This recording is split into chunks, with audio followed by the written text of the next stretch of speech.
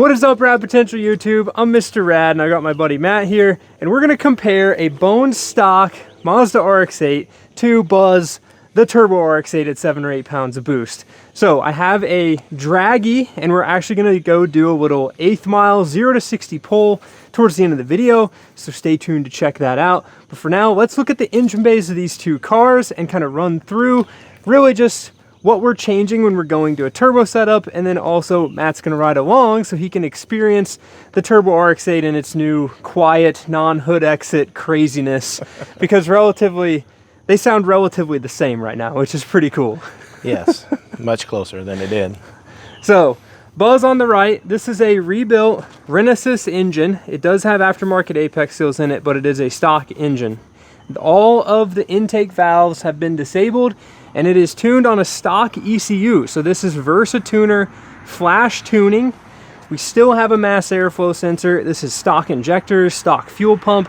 Basically, the only thing I did was strap a turbo on this thing and let everything else ride and hope that it didn't melt.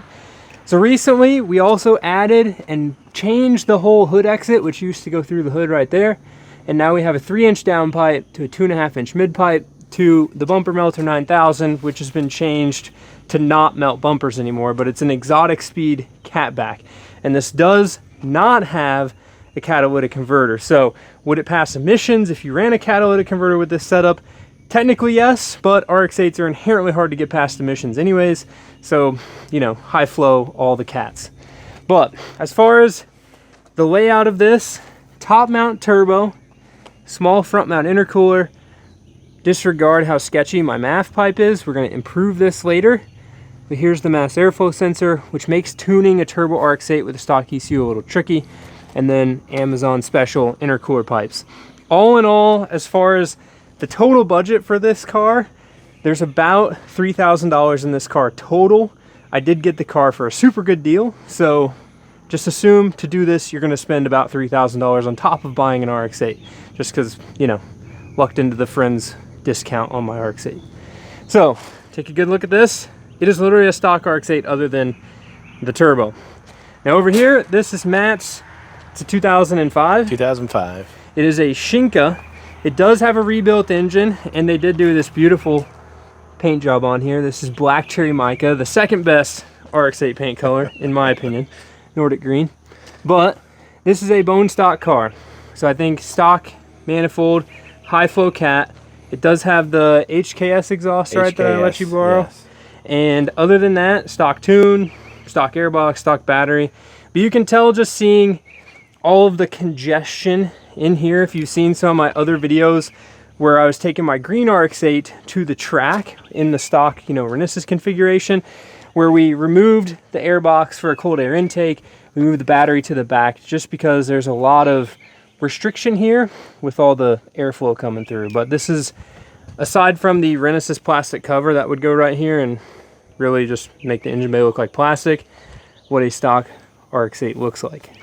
So I'm super pumped to compare these two, because having like an actual metric, you know, the draggy, me driving it, we're not going to like drag race launch these things. This is going to be like a nice, you're trying to gap a minivan at a stoplight kind of launch, you know, so hopefully the like 60-foot times will be close, because I'm not trying to break anything either, but I want to just get a good comparison of, you know, 7 pounds of boost stock Renesis, no boost stock Renesis. So what do you think? Well, I think Gonna be a lot faster, the yellow one, than the... I would hope so, because they're not that quick. No. And I've been saying this too. It's like, the Buzz is not that fast, okay? But I think it's definitely faster than a stock one, which is kind of the goal. And for the price you get in an RX-8, or for the price you're getting into a stock RX-8, you know, let's say like $5,000 gets you a pretty nice one, maybe $6,000. Like, to put $3,000 into it to kind of turbo it and hop it up really isn't that much of a, you know, if you're going to put a heads and a cam on an LS motor and you're going to have it tuned, you're probably going to spend that amount of money. Absolutely, yeah. And, you know, a stock RX-8's making, what, 170 horsepower? And if we're making, you know, dyno video coming soon, say 250, maybe 240, you know, we're almost doubling the power. Yeah. And I think heads cam craziness on LS stuff's kind of almost doing the same thing, but picking up 30 to 40%. Yes.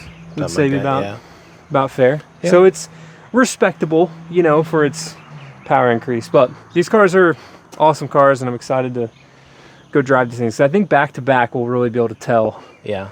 Because the mid-range of this, you know, I'm used to it now, but the mid-range is so great because it's like nobody's home. And at 4,500 RPM, this thing's like rolling, you know, compared to It's here to party. 13B. Yeah. So let's jump in the car and see how this stock one feels. Fastest starting RX8 probably ever on the channel right here. That fresh rebuild life. Yeah, it's still pretty fresh, yes. So, rotary resurrection engine, and I think you've probably, how many miles does it have on it? It's probably got 4,000 or 5,000 miles. It's probably got on it. 4 or 5, yes. Nice. 2 trips to Deals Gap and Yep. 2 track days. Yep. Yeah, I'm excited for this because it's honestly been, I mean, since the Cannonball run, since I've driven a stock RX8. Yeah. I've been driving Buzz with the turbo. Back to reality here. And then the green car is getting the REW, so, you know, it'll be like proper, very fast. Yeah. And then I won't have any stock RX8s anymore. Yep. Nope. Then you have to build you something a little more wild after that, you know. Oh, yeah. Oh, yeah, the yellow car's gonna smoke this. I would hope so. just in that little bit, pulling up the hill in the yellow car, it builds boost and it just kind of pulls. Yeah, it's not Radix 7 sketchy, crazy gnarliness, but like it's that extra 20% every RX8 owner wishes they have. 20% extra is always good. So let this thing warm up a little bit. These cars are just always so pleasant to drive. It blows strong. The car is quiet. You don't have a lot of road noise with them, and they're just ergonomically comfy. That's probably why the wife likes to drive it. Yeah. Oh yeah. I made it too nice. Now she likes to drive it. I don't get to drive it. So. Yeah, when y'all painted it, it didn't become, or it transformed into a nice street car. Yes. From budget beater track car. You know. Yes, it's definitely leapfrogged that budget beater thing. Yeah. But it looks much nicer though. Oh yeah, definitely. Yeah, and the black cherry, when they like start to fade, they get really like splotchy white, clear coaty. They just kind of start to look weird. Some other colors definitely fade and peel better than black or a black cherry, especially with base clear. It didn't. Well, the clear coat peel just shows up because it's so dark. Yeah. Y'all picked this one up for a couple $1,000. Yeah. Put an engine in it. Yeah. Painted it, which is, you could probably buy one with nicer paint for a little more money if you really wanted to. But I mean, for a fresh rebuild, really great driving RX8, it's got 150,000 miles on it. I mean, to be expected in that $6,000 to $9,000 range, like it's a really good car for that money. I think you probably can't really got 7, 8 in a total with everything: engine, paint, car, buying the car, tires, a few little upgrades for us, the springs and struts. Oh yeah, definitely. Racing Beach Trainings and Bilsteins, right? Yeah, the Racing Beach springs and Bilsteins made a big difference for us. Ride quality for his body meaning out in the rear end and all that good stuff. But definitely. Yeah, Mazda tends to underdamp the back of their cars, so they just bottom out. It's kind of annoying. Like I said, guys, this isn't going to be no 6,000 RPM limiter launch. This is going to be like an average takeoff with a good acceleration, and I'll put the screenshot of the Draggy on. We just want to be able to compare like the yellow car to this car to some extent. Give you guys a good measurable, other than us just saying it's faster, right?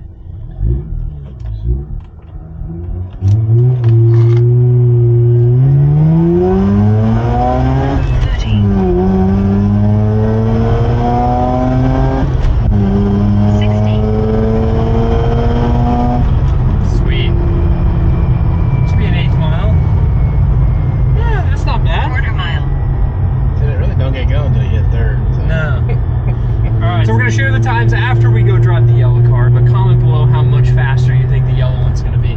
So I think it'll probably be in the 8th mile.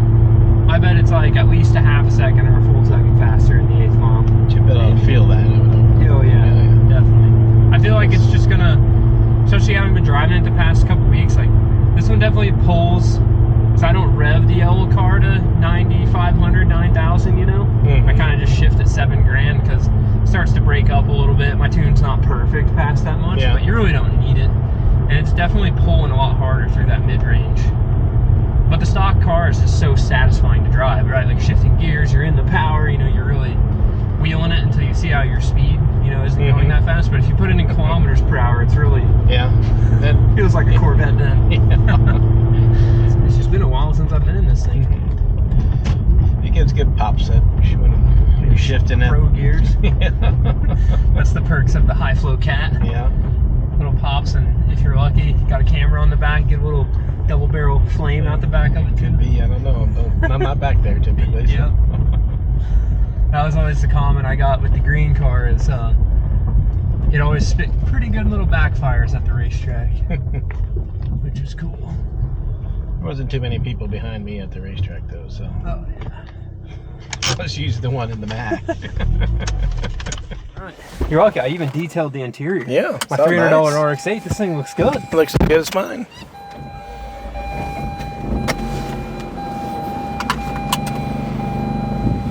The downpipe's really close to the frame rail, so it does rattle a little bit whenever it decides to, you know, idle down. And then I have the disco party radio going on, so yeah, it's there's actually like a screw that goes in the side of the radios, and I think if you don't have that in, it rattles and like pulls this faceplate loose. Okay. So I don't have it in my green car. It's obviously not driving right now, but I think I'm gonna pull this radio back out, glue it back together, and then try to fish that screw in the side so it won't rattle loose again. Okay. Because this like faceplate will separate from the actual like radio box itself. It's just kind of annoying. Yeah. Well, the one in your green car is the one out of that one. But Yeah. Yeah, because I took that one out, which was a good one. Yeah. And then put it in the green one with my Bluetooth thing.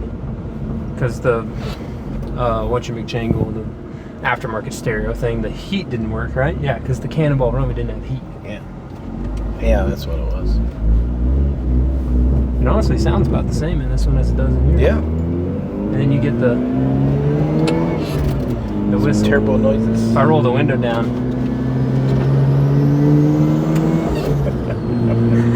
you really get the whistle. Cool.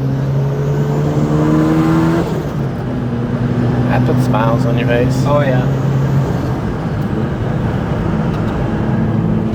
I mean, if you're gonna have a slow car, it might as well sound good, yeah, right? And then might as well sound cool. In your case, an RX8, like it might as well look good, you know? Because sometimes, like it puts smiles on your face. Yeah. It's all right. Smiles for miles. You know, you got going fast is looking good, and then looking good's looking good. You don't have to go fast part. Yeah. But it is like, I don't know if you ever rode my BMW. You can feel the torque. It like. It definitely like starts to. You gotta get past like 4,000. But you can feel it. The stock one doesn't do that. It pulls a little harder at part throttle. Yeah, you don't get that. It just makes noise with the stock one. Where this one, you actually feel some pull. Yeah. The difference from 30% throttle to 100% throttle in a stock RX8 is like almost nothing. Yeah. As far as the horsepower delivery, right? Like, yeah. Once you're already at 30%, it's giving it all she's got. If you floor it, it's not like it's gonna go any faster. You know? Yeah. But it's not bad. Like with the recirculated or with the opened up wastegate, the boost, like it does get a little annoying. I'm gonna rip it here a little bit for you so you can hear it, but it's you know, if that was recirculated, it'd be perfect.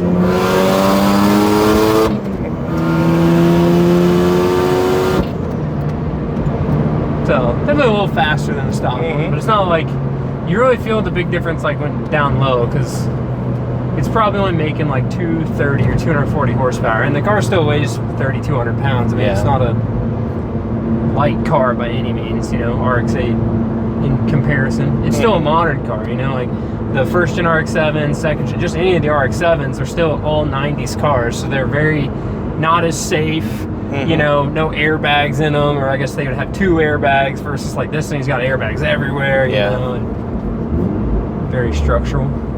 Turbo, 7 pounds of boost. It's gonna be super exciting. Oh, that was a terrible launch. Yeah, it wasn't very good. Let me get it into the boost a little bit more. Make sure that reset.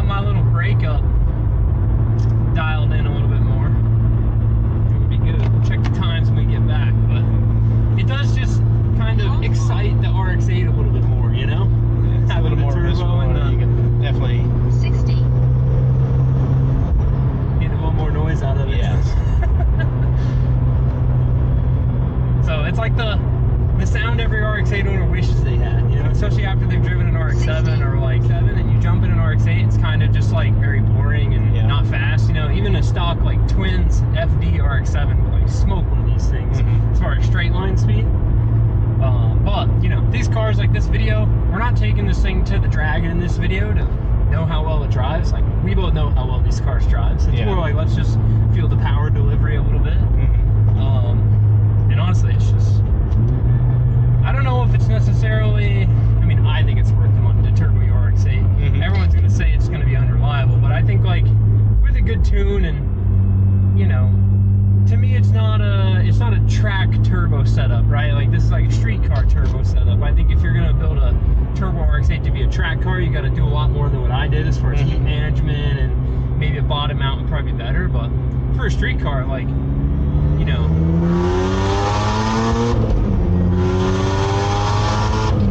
like, it feels pretty good. Oh yeah, a whole lot nicer. Yeah, you know, and at least like if you roll up on a minivan that's maybe full of kids, you might be able to get a couple lengths on them.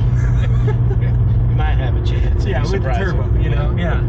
If you take the hit, you leave on the yellow light from the other stoplight, get out in front of them, you still might hang, you know. Yeah. Those V6 minivans, dude, they party. They're not slow. Don't go well. But yeah. But you got double the horsepower too, bro. Definitely. Yeah. It's here. Let's just look at the times right here because we got that mic going. So let's see. Let's go to the screenshot. All right. So I'll put this on the screen. Buzz ran a 1062 eighth mile. That's pretty slow. In the eighth mile. Yeah. Definitely not fast at all. All right, let's go to the other one. So the first rip would have been my Poland Buzz. The Shinko ran a 1092. Oh, so honestly, only about what, 3/10 faster? Yeah. I mean, with not a super crazy launch, we definitely didn't launch it in boost. Yeah.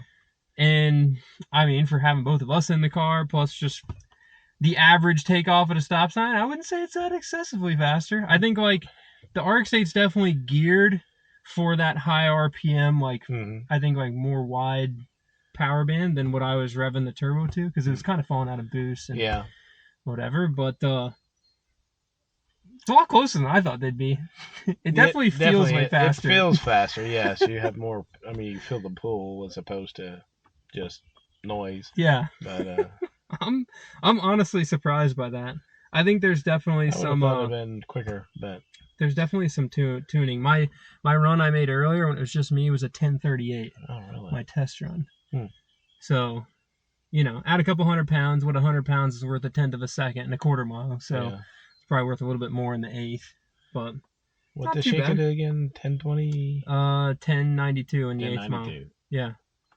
And like I said at the beginning of the video, like, we're trying to launch them. We're just trying to show a definition of speed. I mean, right? that definitely is probably a car length or so, I guess. Yeah. In the eighth mile, 3/10 of a second's a lot. Yeah. So if it was a quarter mile, 3/10 of a second, you'd probably, that's a fender maybe. Yeah. You know, but I'd bet in the eighth, that's probably half a car or a car. Somewhere in there, I'd say. Yeah.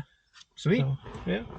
All right, guys. Well, that was a little bit not quite as exciting. I figured this would be substantially faster, as we were talking about, maybe like a whole second in the eighth mile. But at the same time, which one were we smiling the most in all honesty, right? Like the turbo sounds rad. Yes. You're waking up and making a already, you know, pretty slow car, not that much faster, but you're just making it a lot more exciting. And I think, you know, for me, it's definitely worth it. I've enjoyed every second driving the turbo Buzz versus in a 130 horsepower Buzz, which will probably be slower than that car even yet, because that one has a healthy engine. But I mean, for you, would you think that, you know, sticking another couple grand in to get that little bit of a gain, is it worth it?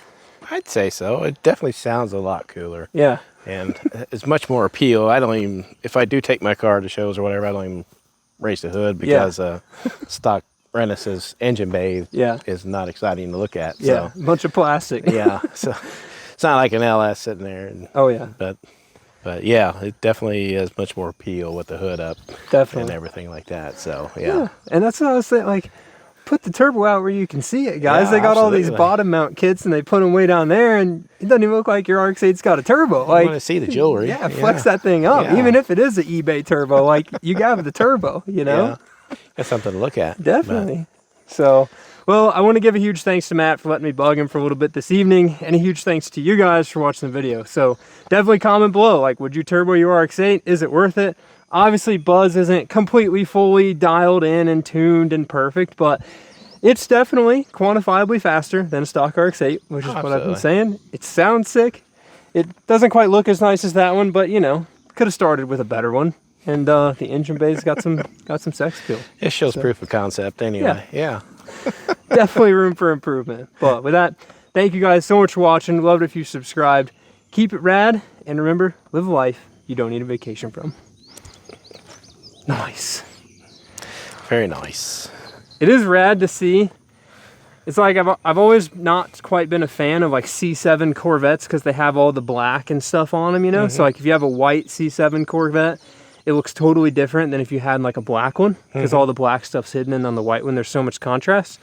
So the short version of it is like it's neat to see a dark colored RX8 next to a light colored RX8 because like the yellow, you get to see the cutouts in the grille, the headlights. Like the brighter color definitely gives us a little more character, and then like the dark color kind of hides some of the lines, but definitely looks a little more sleek and not quite as bubbly. I don't know. It's just an interesting view to see them in different colors. Yeah, still the second best color. Yeah. Is yellow the third best now, I guess? They are? Yes. Nordic green and yellow are both 04 only colors, and then you have the Shinka, which is the like super rare 0506 color, and black cherry. So I don't know. Comment below. End of the video. What's your favorite RX8 color? Peace, guys.